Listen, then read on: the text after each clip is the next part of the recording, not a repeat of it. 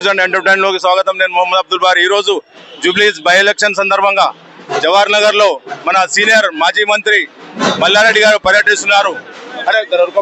అయితే ఇక్కడ ఒక బ్రాండ్ మల్లారెడ్డి అంటేనే ఒక బ్రాండ్. పాలమ్మినా పూలమ్మినా కష్టపడ్డ పైకి వచ్చిన మంత్రి అయినా అనే మాటలతో తూటాలు పేల్చే మల్లారెడ్డి గారితో మాట్లాడే ప్రయత్నం చేద్దాం. చెప్పండి సార్, ప్రచారం ఎట్లా నడుస్తుంది?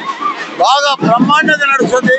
ప్రజలంతా టీఆర్ఎస్ రావాలి, కారు గుర్తుతో ఓటేయాలి, మళ్ళా కేసీఆర్ సీఎం కావాలని ప్రజలంతా కోరుకుంటున్నారు.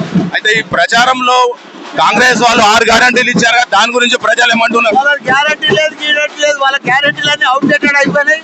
వాళ్ళు చెయ్యాలని తెలిసిపోయింది, ప్రజలు నమ్ముతలేరు. మొత్తం మళ్ళా కేసీఆర్ కావాలని అంటున్నారు. అయితే ప్రజల స్పందన ఎలా ఉంది సార్? చాలా బాగుంది ప్రజల స్పందన. అందరు కూడా మన గోపి అన్న ఆత్మశాంతి కావాలంటే సునీతమ్మకు ఓటేయాలి. అయితే ఇప్పుడు ఈ ప్రచారంలో ప్రజలు ఈ 22 నెలల కాంగ్రెస్ పాలనలో ఇప్పుడు ఏమేమి వాళ్ళకు ప్రాబ్లమ్స్ మీరు ఎలా చెప్తున్నారు?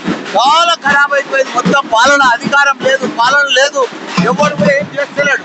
మొత్తం పాలన కుంటుపడిపోయింది. కాబట్టి ప్రజలకు అర్థమైపోయింది, మనం కేసీఆర్ తప్ప వేరే వాళ్ళకి ఓటు వేసినా ఎవ్వరు కూడా అభివృద్ధి చేయరని తెలిసిపోయింది ప్రజలకు.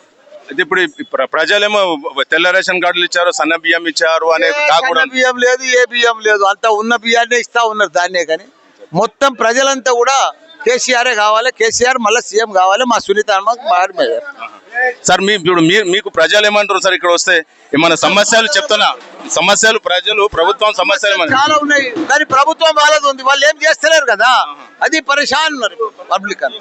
అయితే మనతో ఇప్పుడు మల్లారెడ్డి గారు మాట్లాడారు.